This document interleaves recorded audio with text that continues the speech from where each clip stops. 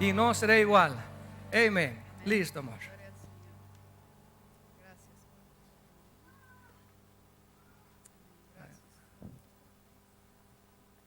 Gracias. Aquí está prendido, aquí está conectado. Gracias, Señor.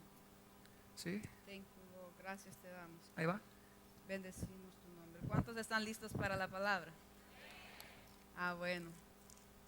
Sí, yo le comentaba al pastor de que cada vez que encontramos en la Biblia, desde el Génesis hasta el Apocalipsis, encontramos que crisis siempre han habido en la vida. En el principio del Génesis hubo una catástrofe tan fuerte por el pecado del hombre, y Dios envió y destruyó todo completamente, y la humanidad se quedó en miseria, y en esa ocasión no solamente miseria de finanzas, sino que miseria de gente, porque mandó a preparar un arca para que el que se pudiera se salvara, pero nadie creyó a la palabra. Entonces todos murieron excepto un hombre que le creyó a Dios juntamente con su familia. Más adelante vimos una hambruna bien grande en Génesis también, cuando José se va de su tierra y deja a sus papás. ¿Se acuerdan los 7 años de las 7 vacas flacas? Fueron 7 años de extrema pobreza, donde en todas las naciones vecinas no había nada que comer. Y dice que la gente vendía a sus familias como esclavos por un pedacito de comida, porque no había absolutamente nada. Tiempo de crisis. Y así más adelante pudimos ir encontrando cómo en el tiempo de Isaac, también en Génesis 26, se quería mover de nación, porque llegó un tiempo de hambruna también. Pero también Isaac sabía cómo Dios bendijo a su padre Abraham, y como le seguía la bendición y fue obediente, logró pasar la miseria. Pero también había una crisis. Todos los procesos en la vida, y mientras haya gente en esta vida, verán problemas.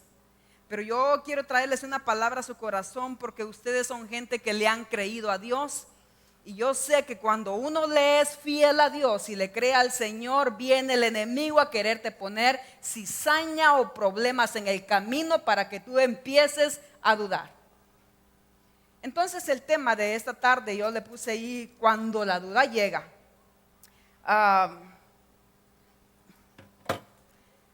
Porque dice cuando la duda llega, porque todos pasamos por malos momentos en la vida. En algún momento hemos tomado ¿cuántos aquí alguna vez han tomado una decisión que se arrepintieron? Sí, todos. Algunos dicen: uy, yo cuando me casé, pastor. Pero de esa no te puedes arrepentir. Tienes que echarle al Señor que te cambie tu esposo o esposa, porque allí hicimos un pacto delante de Dios. Pero todos alguna vez hemos tomado alguna mala decisión con respecto a finanzas, con respecto a un trabajo, con respecto a la vida de uno, con respecto a los hijos, con respecto en un trabajo. Tú dices: ya no me gusta este trabajo, me voy, y te das cuenta que no tenías para la renta el próximo mes y te arrepientes y dices: mejor me hubiera esperado hasta que tuviera otro trabajo. O de pronto te enfermaste y por alguna otra razón, y te das cuenta que te enfermaste porque por tus malas decisiones, por todos los casos que fueran. Pero en la vida siempre vamos a estar enfrentando oposición y problemas en el camino, señores. Pero los problemas debemos de aprenderlos a manejar con la sabiduría de Dios y dar gracias por los problemas. Ahora, recuerda que los problemas no vienen de parte de Dios. Nosotros tenemos un enemigo que quiere destruir, mucho más cuando estamos oyendo la palabra que Dios está plantando en nuestro corazón. Pero los problemas debemos de darles gracias a los problemas. ¿Sabes por qué? Porque a menos a mi persona y al pastor, los problemas nos han madurado. Los problemas nos han ayudado a crecer en carácter. Los problemas han formado nuestra vida, y lo que ahora somos es por las dificultades que hemos pasado en todo el camino. Los problemas nos enseñan a tomar una buena actitud cuando estás pasando un problema difícil en el que tienes un enemigo que te quiere destruir, o que habla mal de ti, que te critica, que ha arruinado tu testimonio, que te ha robado, que te ha maldecido, que te ha hecho daño. Es el momento donde tú debes de decirle a esa persona, quizás en tu espíritu: Gracias, Julanito. Tú no sabes, es que tú eres una herramienta que Dios está usando para pulir mi vida y ser mejor líder, ser mejor persona, ser mejor esposo, ser que gracias por los problemas. Pero no toda la gente reacciona así. Cuando llegan los problemas, lo primero que comienzan es a hablar mal, porque la duda comienza a hacer su trabajo. La duda no llega cuando todo está trabajando bien. La duda llega cuando te ves con problemas en el fondo del barril. Entonces comienzan las palabras negativas. Es allí donde comienza nuestro problema. Y quiero que nos lleven si por favor allá enfrente me tienen listos los pasajes que les voy a decir. Vamos a tener listo Lucas 7 del 19 en adelante. Y luego me tienen listo Lucas 24, del 13 al 31. Me tienen listo también Josué 14, del 6 al 13. Esos son los pasajes en los que nos vamos a estar enfocando. Lucas 7 del 19 en adelante, si me lo sacan por ahí ahorita, por favor. Yo quiero que ustedes lean conmigo y les voy a hablar.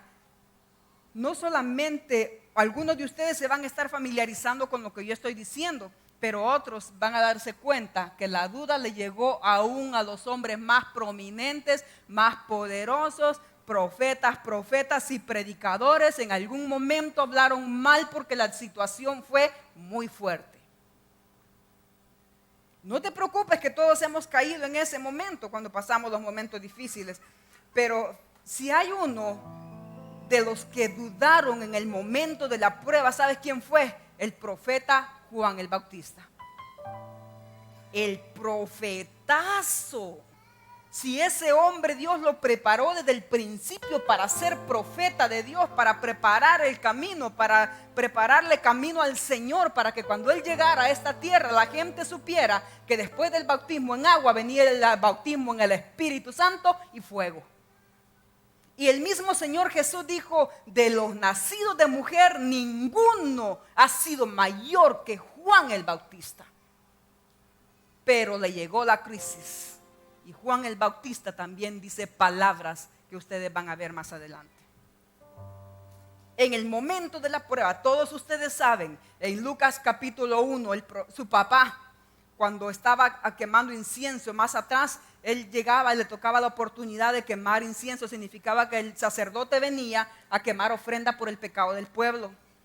Todos saben que la esposa de este hombre, Zacarías, que es el papá de Juan, no podía tener hijos. Elizabeth era estéril. Pero mientras él está quemando el incienso, el fuego, la ofrenda para Dios, se le aparece un ángel y le dice, Zacarías, Elizabeth va a tener un hijo.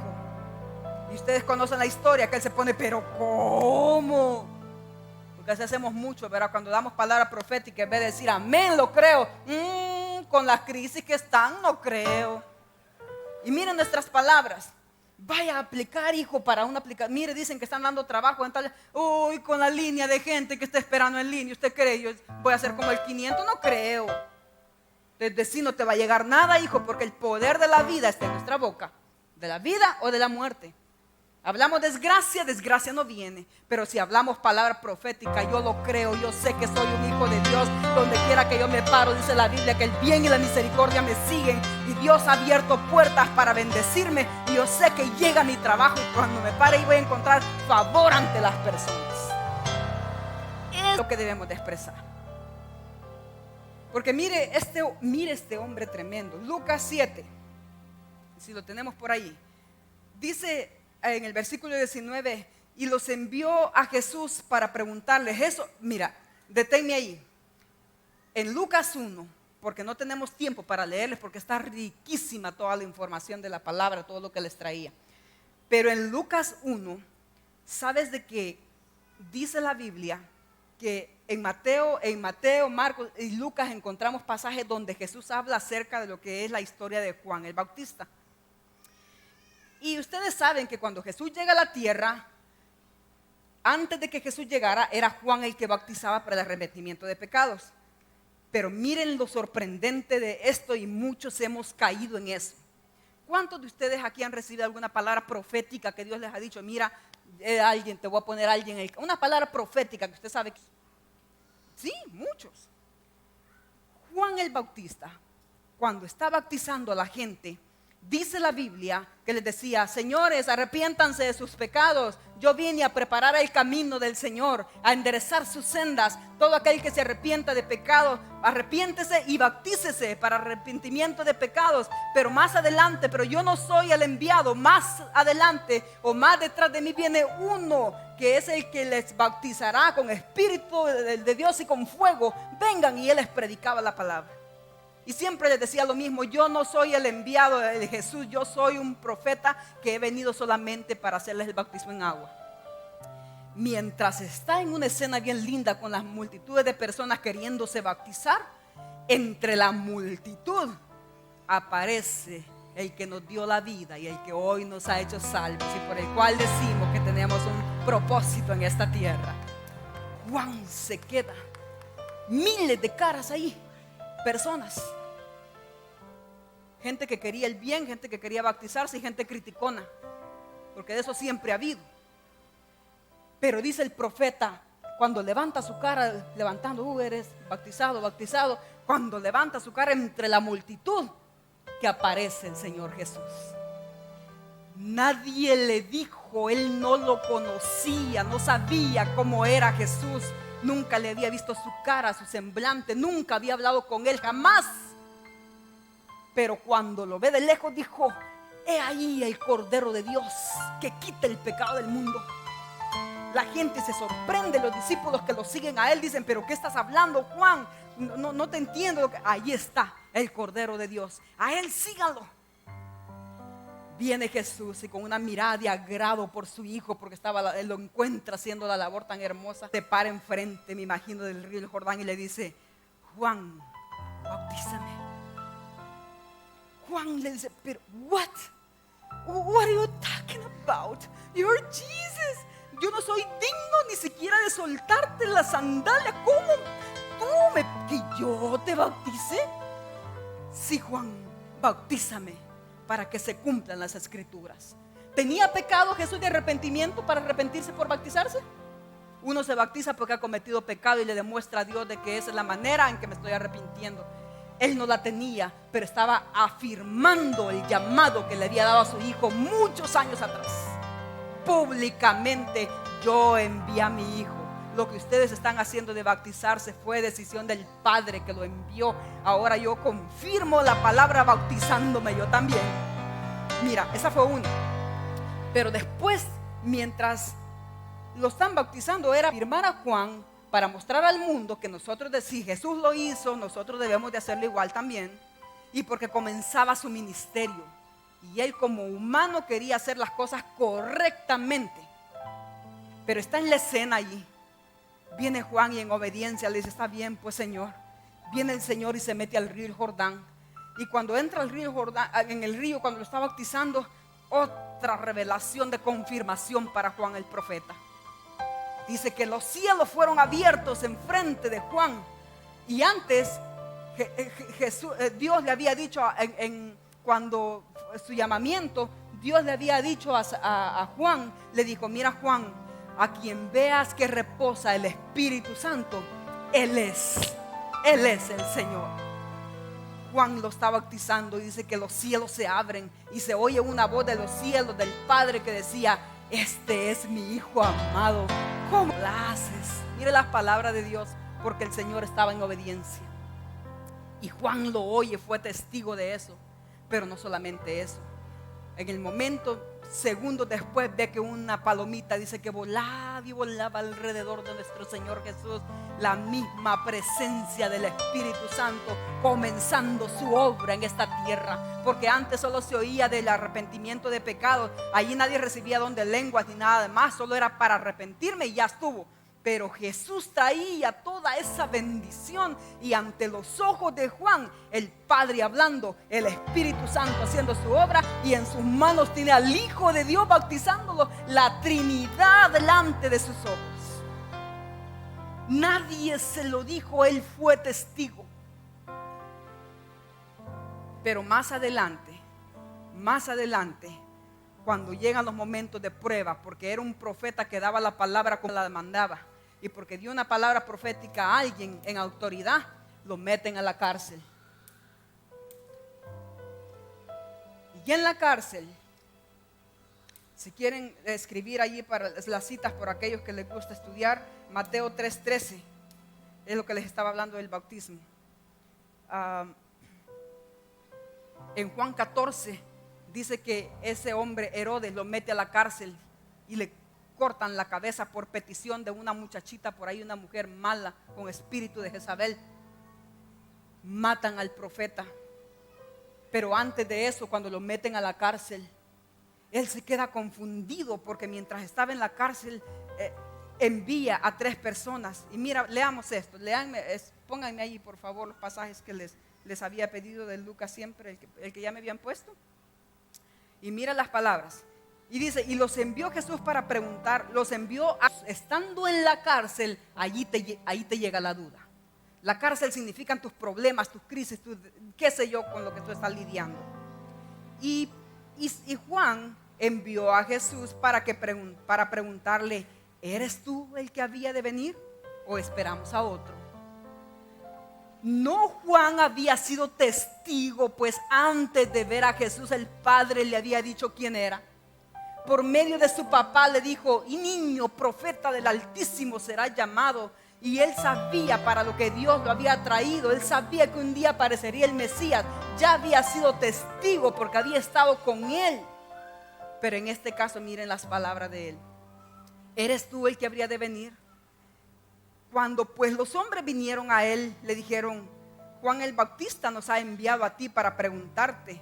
Estos pudieron haber dicho, pero no entendemos a Juan. Si él nos dijo que era el Mesías, dice que él era el Cordero de Dios, ¿por qué nos manda? ¿Será que Juan tiene dudas? ¿Será que ese hombre no es Jesús? Miren lo que estaba causando Juan. Y él nos ha enviado para preguntarte, ¿eres tú el que había de venir o esperamos a otro? En esa misma hora, en el mismo instante, cuando ellos hacen esa pregunta, ¿sabe lo que hizo Jesús? Llama a un grupo de gente enferma, leprosos, enfermos de diferentes, endemoniados, y hizo un montón de, así en el momento que le hicieron la pregunta. ¿Eres tú? Juan quiere saber si eres tú el que habría de venir. Les dijo, watchen nomás, watchen, no se muevan de ahí. Y empezó, ¡pum!, los endemoniados salían huyendo. El que venía enfermo de diferentes enfermedades, ¡pum!, eres sano. Y hizo un montón de milagros en cosa de segundos enfrente de los 2 discípulos que Juan había enviado. Pero ¿qué dice después?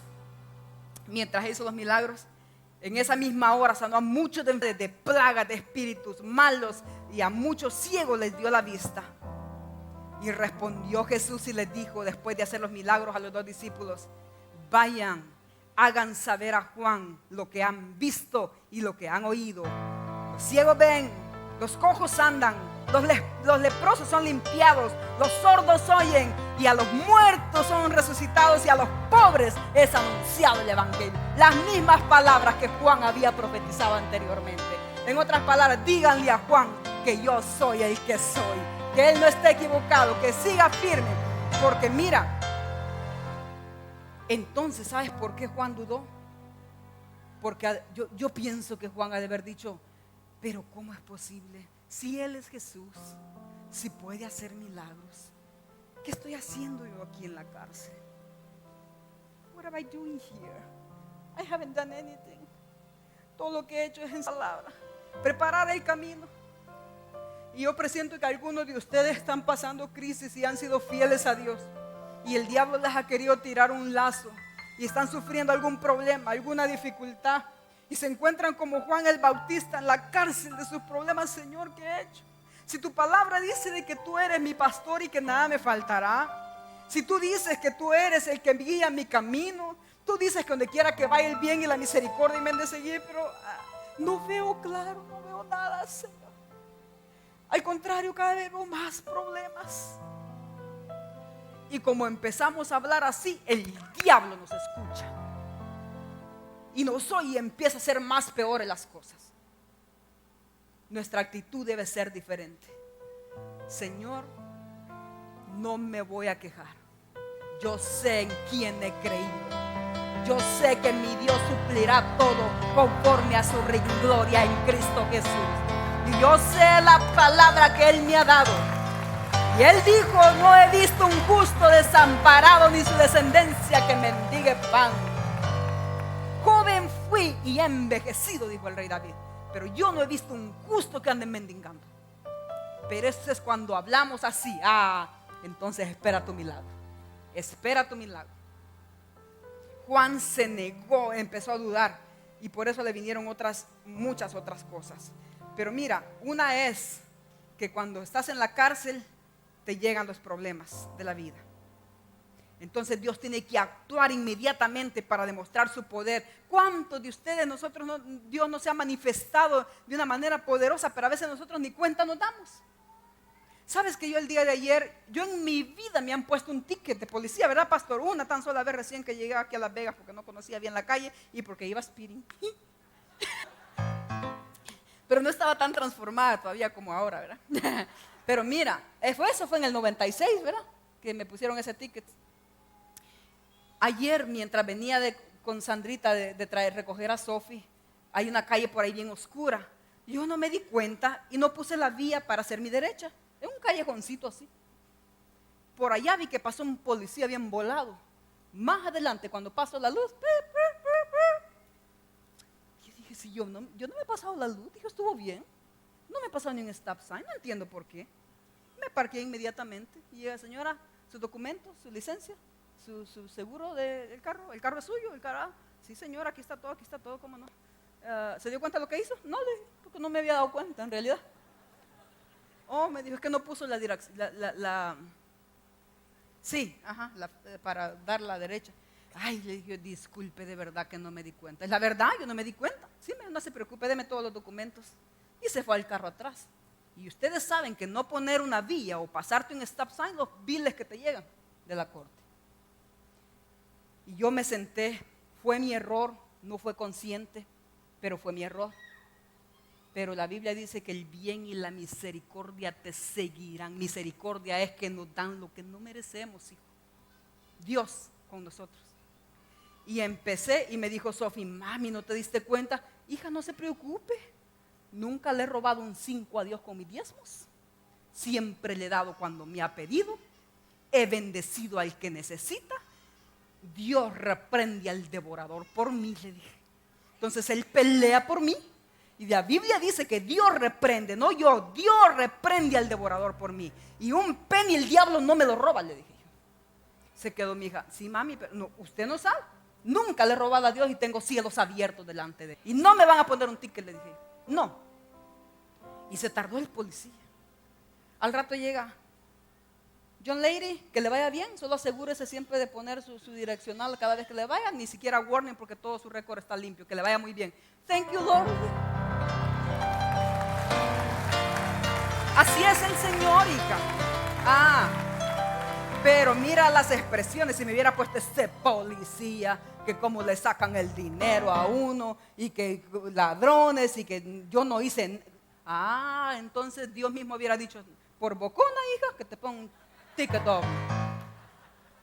Pero Dios te respalda aún en los momentos cuando te ves en problemas. Pero Dios cumple sus promesas. Mire, todo lo que Dios habla, lo habla en el pasado porque quiere que tú creas que en el mundo espiritual ya está hecho.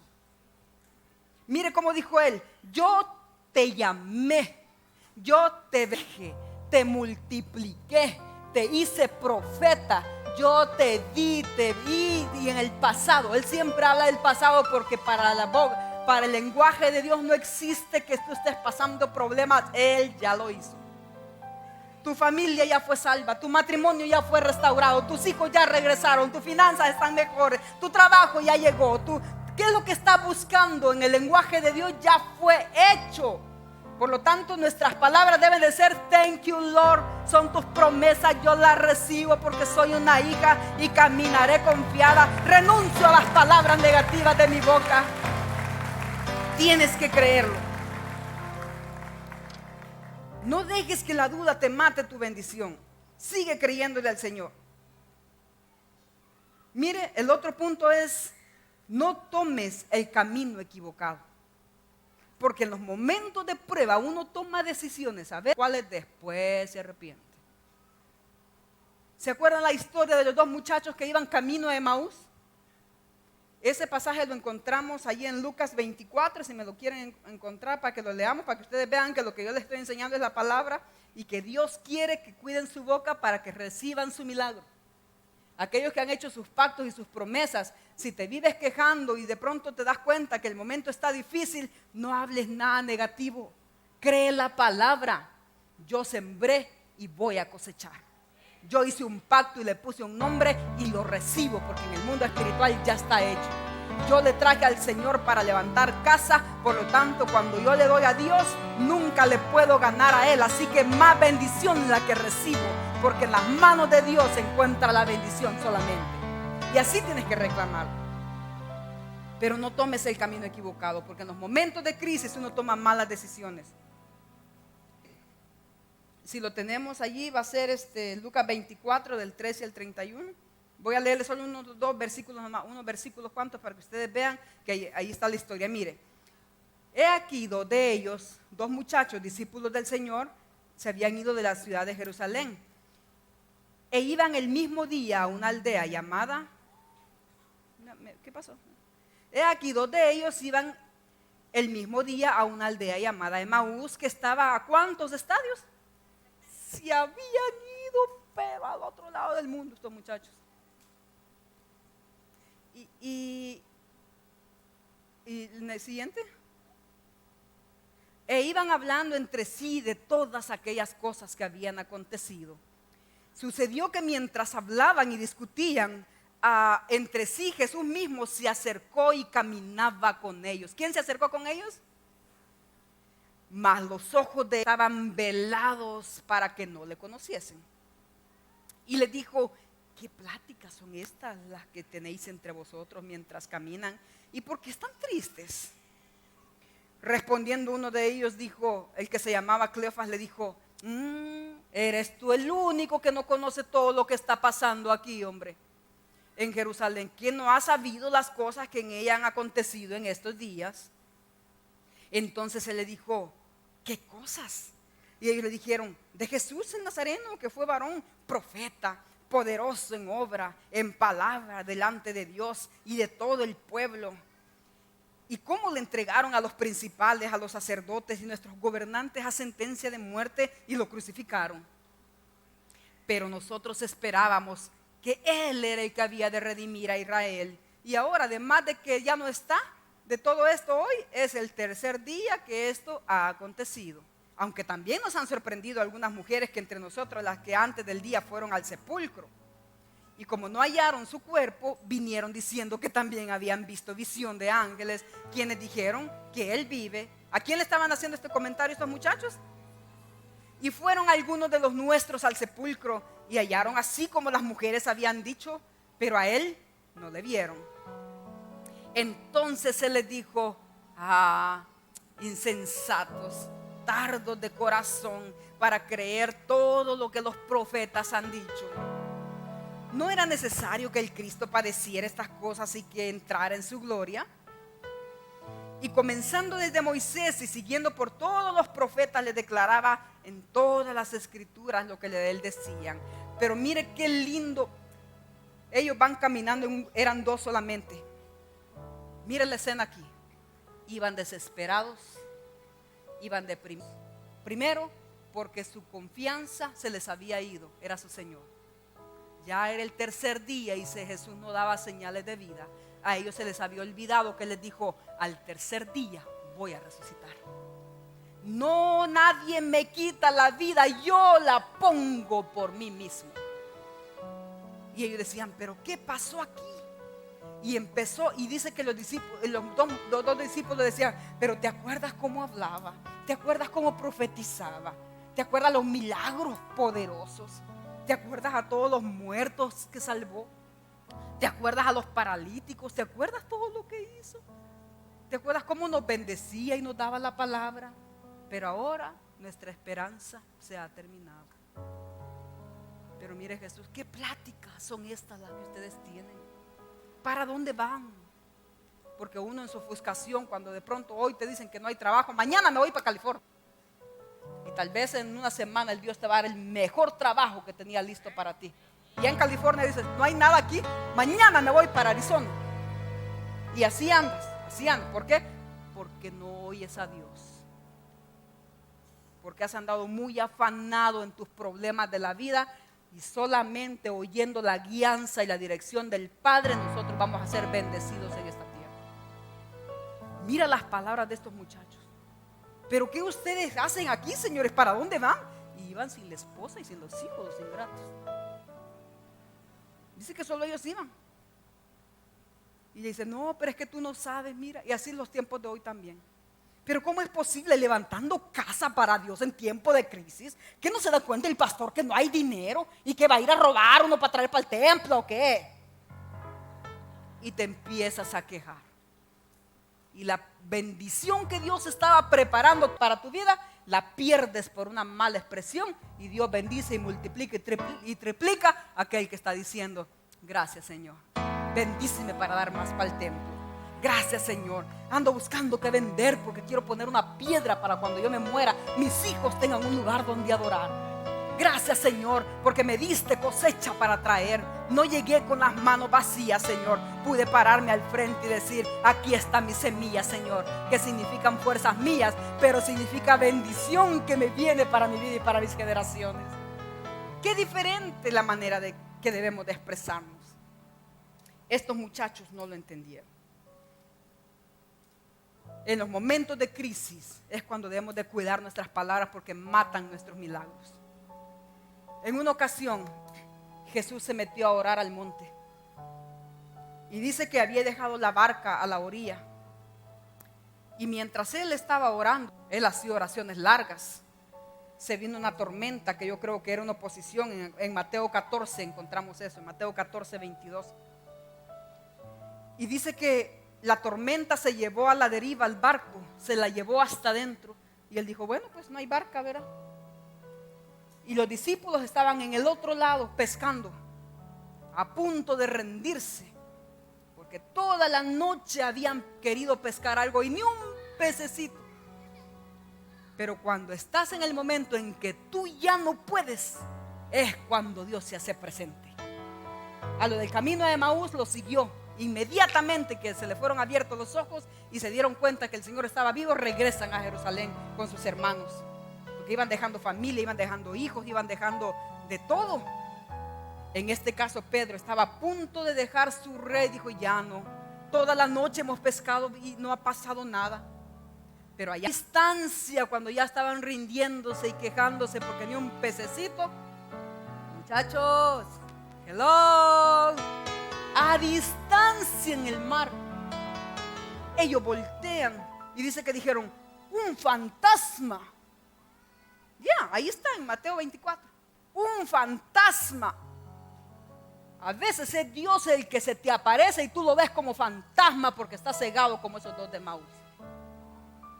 A veces es Dios el que te pone se te para enfrente para preguntarte, ¿qué quieres, hijo? ¿Para dónde vas, hijo? No te entiendo. Mira, aquí yo ya te prometí. ¿Qué es lo que estás haciendo con tu familia? ¿Qué decisiones estás tomando? ¿Por qué vas a cuitear? No te rindas del ministerio, no te rindas de las casas de paz. Ahí está tu bendición, hijo. Te voy a bendecir, pero quiero que crezcas en carácter, porque así como reaccionas ahora, no vas a poder sobrellevar todo lo que tengo pensado en algún tiempo.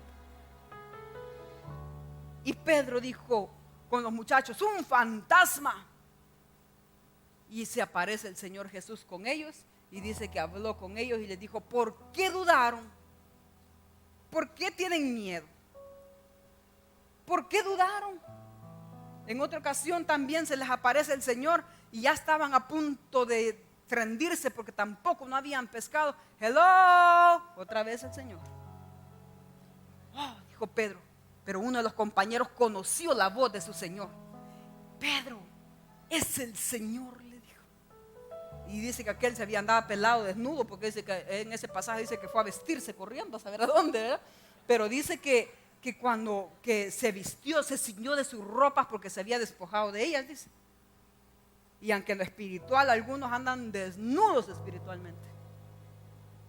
Y cuando Dios viene los sorprende. Hello. Como Adán y Eva, ¿se acuerdan? Ay, Señor, Señor, ay, así estaban en el jardín. Eso es lo que la Biblia dice, que fueron a cortar hojas para cubrirse porque les daba vergüenza, porque algunos, si no andas vestido espiritualmente, el diablo te tira lazos de duda, de temor, de fracaso, y le encanta que hables mal y destruyas la semilla que Dios ha plantado en ti.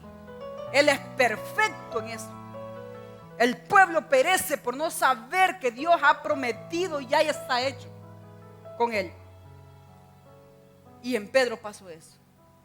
Le dijo: Señor, le dice Pedro, ya que se vistió, si tú eres, manda, ordena que vaya a ti caminando sobre las aguas. ¿Y qué le dijo el Señor?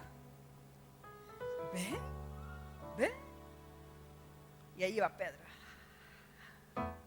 sobre el agua, en el océano. Acuérdate, lo que pasa es que nosotros a veces leemos, pero no nos da el poder tan grande que nuestro Dios tiene, y a dónde nos puede llevar si solamente creemos, y lo que podemos tener si solamente lo confesamos, y lo que podemos hacer si nos dejamos guiar por Él.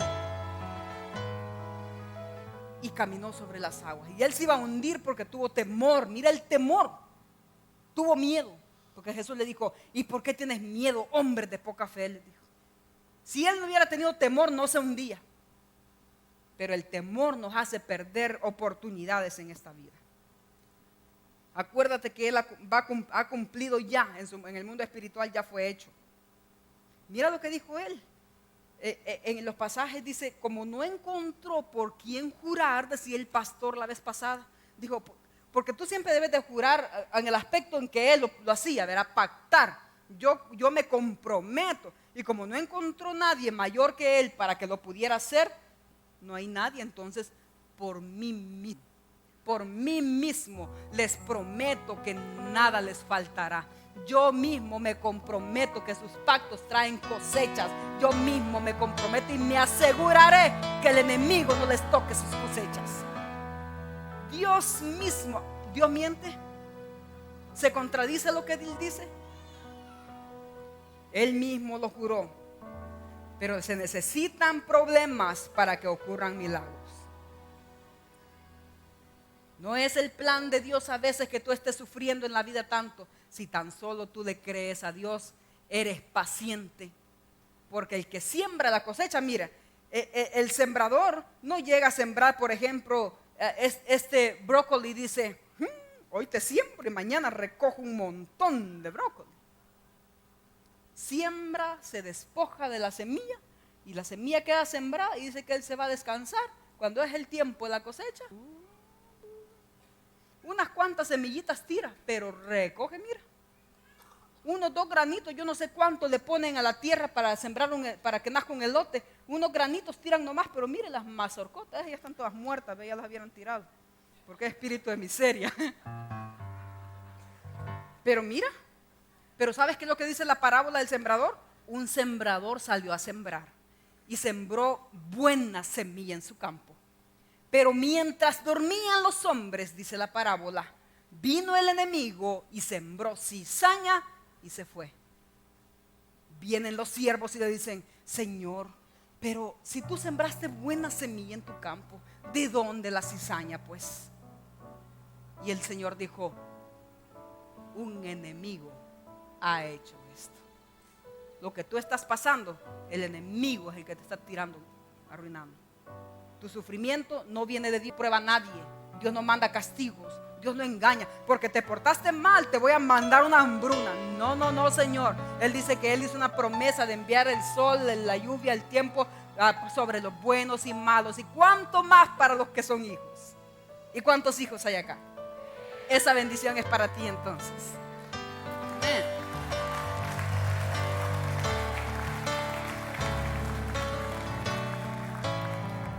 Ya se me acabó el tiempo, ¿no? 12 príncipes. Óyeme bien.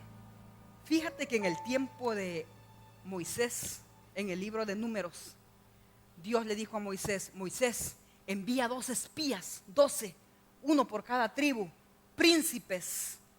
En Números 13 van a encontrar esto. Le dijo: envíalos para que vayan a ver la tierra que les voy a dar. Una tierra que fluye leche y miel. Una tierra amplia. Ahí no van a haber enemigos de ustedes. Yo se las doy. Y Moisés no mandó a cualquiera. Mandó 12 príncipes. Los que representaban una tribu. Y dice la Biblia que cuando regresaron vinieron diciendo, efectivamente, la tierra es buena, las cosechas son abundantes, la tierra es amplia, hay unos edificios y es una tierra en gran manera buena. Josué y Caleb. Pero hubieron 10 que dijeron, ay sí, pero nos encontramos a 2 familiares de los gigantes con quienes se enfrentó David y no podemos ir para allá. Nos quieres matar, Moisés, nos quieres destruir, ¿verdad? Eso es lo que quieres, que nos maten. Y empezaron a hacer una riña delante del siervo de Dios, que se volcó el pueblo y empezó a ver. Dice la Biblia que 14,000 no sé cuántos murieron solamente por 10 que hablaron mal contra Moisés. Las palabras nos destruyen. Pero Josué y Caleb, miren el versículo 14, las palabras de Dios a Moisés. Yo creo que es Números 14, 24. Ahí hay un pasaje muy bonito que quiero que lo leas. Mira cuando tú te expresas bien y cuando tú caminas fiel y cuando tú respetas a tu líder y haces las cosas como se te dice, tarde que temprano recibirás tu herencia, hijo. Tarde que temprano recibirás tu herencia.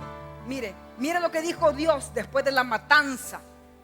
Antes de eso él dijo, voy a destruir a todas las viejos, a los papás, a las mamás y toda la generación vieja. Solamente los pequeños y de 20 años para abajo van a poder entrar a la tierra prometida, porque este pueblo me irritó con sus palabras. Hicieron quedar mal a mi siervo Moisés, provocaron una matanza, así que voy a enviar destrucción a la tierra. Y todos se murieron en el camino y solo una descendencia nueva entró a tomar posesión de la tierra prometida. Y mira lo que dijo de este muchacho, Josué y Caleb, que fueron 2 de los 12. Pero a mi siervo Caleb, por cuanto hubo en él otro espíritu y decidió ir en pos de mí, yo le meteré en la tierra donde entró y su descendencia la tendrá para siempre. Recibió su herencia. Y mire, y él más adelante, Josué 14, del 6 al 13, sé que no tenemos tiempo para leer porque estamos por terminar, pero mire, habían pasado muchos años. Solo una generación nueva entró a tomar posesión de la tierra. Pero allí iba un viejo que era Caleb y un viejo que era Josué. De los 2 que pudieron entrar, entraron bien y tomaron y creyeron la tierra que Dios les había prometido, era la mejor tierra. Eran los que estaban contentos que ya no iban a vivir como esclavos ni rondando la tierra por 40 años como habían andado.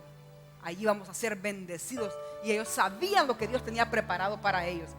Y en el libro de Números, en Josué 14, dice la Biblia que, mira Josué, Caleb era tremendo. Ya estaba viejo. Pero cuando Dios le dice, porque Josué era el líder en ese tiempo, le dice Dios a Josué, Josué, dámele descendencia a todos los hijos. Todavía hay mucha tierra por heredar, pero quiero entregarles sus tierras. Dales por nombre, por nombre, por nombre. Y les entregó su herencia. Y sabes de que cuando llegó Caleb y se dio cuenta que estaba entregando las tierras, llegó y le dijo, óyeme siervo Josué, hace 40 años, le dijo, cuando yo fuimos a ver la tierra, que Dios dijo que todo lo que pisara la planta de mi pie sería nuestro. ¿Te acuerdas que por haber tenido un espíritu bueno dijo Dios que nos iba a dar tierras? Ah, bueno, le dijo. Porque Josué dijo, había una llanura, una montaña verde alta, pero ya Caleb ya estaba viejo. Y Josué dijo, no, es que Caleb ya está viejo, no va a poder escalar esa tierra, no va a poder trabajarla. Y le dice, óyeme Josué, cuando yo hace 40 años, cuando mi siervo Moisés nos mandó a rondar esa tierra, yo lo creí y hubo un espíritu diferente. Yo hice como Dios me mandó y fui obediente a mi líder que me envió, le traje hasta fruto y Dios me prometió que esa tierra era para mí también. Y le dice, y mira esto, ahora yo ya estoy viejo. Ahora yo ya tengo 45 años, pero me siento como ese día que fui a ver la tierra conjuntamente con los 12. Dame ese monte. Y dice la Biblia que por la promesa que Dios hizo, recibió su herencia, no solamente él, sino que todos sus hijos. tengo que terminar. Que nadie te robe tu herencia. Si no la tienes y si no la logras, nunca va a ser porque tú la quieres perder, pero Dios ya te la dio. Él ha prometido estar contigo todos los días de tu vida y llevarte de triunfo en triunfo, de poder en victoria, de gloria en gloria. Óyeme la palabra. Tenemos que creer eso para nosotros. Recuerda que hay una descendencia tuya que te va a seguir tus pasos. No les dejes desgracia ni problemas. No les dejes como esos 10 que hicieron una gran matanza por culpa de haber hablado mal. No dejes un legado de tristeza como estos 2 que iban para otro camino. No les dejes miseria a tus hijos. Hay una herencia para ti, pero tienes que ganártela con tu buen testimonio. Padres que están acá, esos van a llegar a ser lo que ustedes influencien en ellos. Si ustedes dan buen testimonio y hablan bien de su Dios, ellos van a dar buen testimonio y van a hablar bien de su Dios. Si a ustedes les gusta sembrar, van a recibir bendición sus hijos y también ellos van a sembrar. Si ellos les ven a ustedes que ustedes oran, ellos van a orar. Si ellos ven que ustedes no hablan mal de sus enemigos, ellos no van a hablar mal de sus enemigos. Si ellos ven que ustedes se respetan como matrimonio, ellos van a respetarse como matrimonio cuando se casen. Si ustedes le sirven al Señor, cuando ellos crezcan, le van a servir al Señor. No es solamente la bendición hermosa y preciosa y profética que pasa acá. Ese es de parte del pastor, el sacerdote, el que los bendice, pero la responsabilidad te cae a ti. Y después en esa iglesia me engañaron. Mis hijos se perdieron. Tú como papá y como mamá son responsables de que ellos se mantengan en el camino del Señor. Dice, instruye al niño en su camino, pero en el camino de Dios, para que cuando ese niño sea viejo no se aparte ni a diestra ni a izquierda. Dice la Biblia que las bendiciones de Dios son para ellos también. Así que tú tienes el compromiso. Mírame, yo soy testiga de cuántas cosas. Sabes que cuando yo era pequeña sufrimos mucho en la casa. Y a veces yo no crecí en un ambiente donde todo había a veces comíamos medido, tiempos de bendición, pero a veces tiempos de miseria.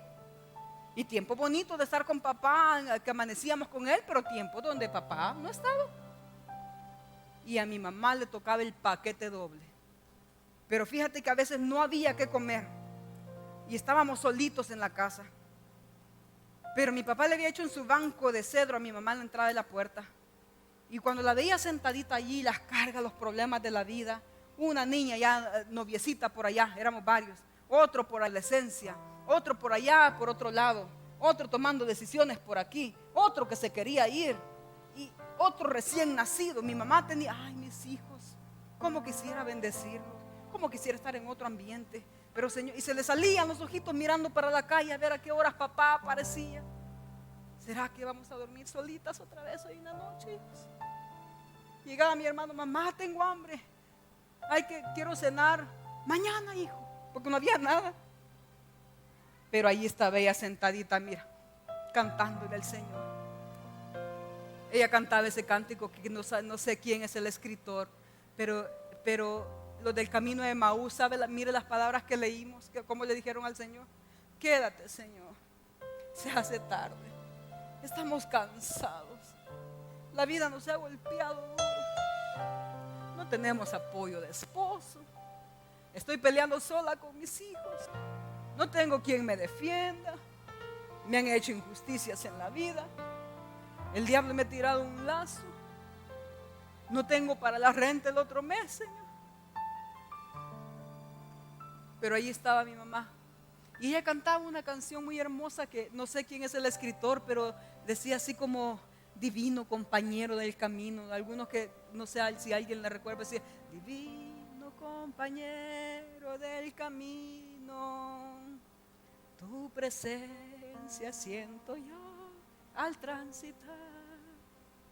Solita mi mamá, un espíritu de soledad sin apoyo de nadie. Y decía el canto: quédate, Señor, ya se hace tarde, te ofrezco el corazón. Como estos son músicos modernos, no me encuentran la nota, ¿verdad?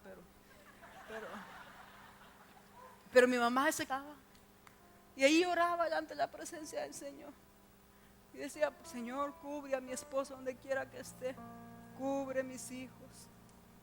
Señor, que el diablo no los gane, protégelo, Señor. Y así eran las oraciones que ella hacía. Y así nos enseñó a nosotros que creciéramos en el temor de Dios. Cuando se vean en un problema difícil, levanten su mirada al Señor, decía ella, porque Dios nunca nos ha dejado. Y a veces mi hermano le decía, ay sí, mamá, pero usted dice que ese su Dios nunca la ha dejado, pues no tiene que darme de comer, porque había uno que era tremendo. Mi mamá, después no se ha muerto de hambre, hijo, algo comimos. Es que usted me dice que no tenemos casi, pero le da siempre el panadero frijoles y siempre pasa a comer ese viejo tragón, porque mi hermano era tremendo. Sí, hijos, pero por eso es que hay bendición, porque cuando uno comparte con el necesitado. Pero ella nos dejó tanta en nuestra vida que nosotros hemos aprendido a depender de Dios. Nosotros vivimos por fe. Si tú pierdes la fe, lo perdiste todo, porque la fe es más preciosa que el oro, dice la Biblia. No tengo dinero, pero tengo la fe que tengo al que tiene el dinero. Yo no tendré casa, pero dice la Biblia que Él ya lo hizo, y como Él es el dueño de todo. ¿Entiendes? ¿Por qué no se ponen sobre sus pies?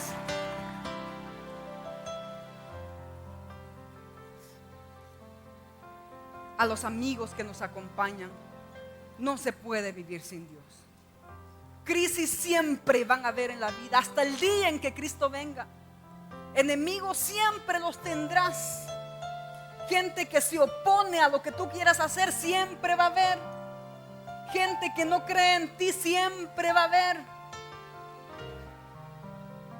Pero si tú estás agarrado a la mano de Dios y le has entregado tu vida a Jesús como tu Señor y Salvador, aquí tenemos testimonios que uno se queda tan impresionado de ver los milagros de Dios en este tiempo. Dios te quiere bendecir, pero lo primero que necesitas es entregarle tu vida al Señor.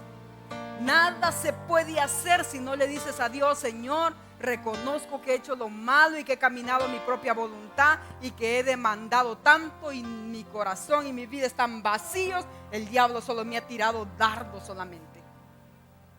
Hasta hoy el enemigo te ha gobernado tu vida, te ha robado dinero. Te he dicho, a mí un ticket, yo nunca he ido a pagar a la corte por un ticket. Y algunos de ustedes a cada rato, 400, 380, el diablo te está robando, hijo. Tienes que aprender a creer que Dios no te quiere arruinado, te quiere bendecido. Él no te quita, Él te da. Pero necesitas darle su vida a Jesús. Todos aquellos que quieren entregar su vida al Señor, digan después de mí, repitiendo todos juntos, Señor Jesús, te entrego mi corazón. Te entrego mi corazón. Te entrego mi vida.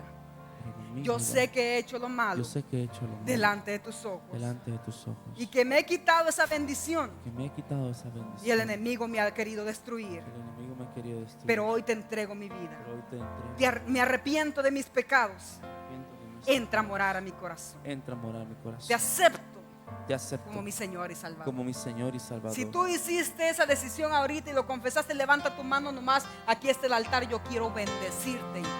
Que te vayas de este lugar con una cobertura donde cuando el diablo te mire, diga, uy, ese antes era mi amigo, pero ahora, uy, uy, uy, uy. ¿Por qué? Porque en ti va a ver que ahora Jesús mora en tu corazón.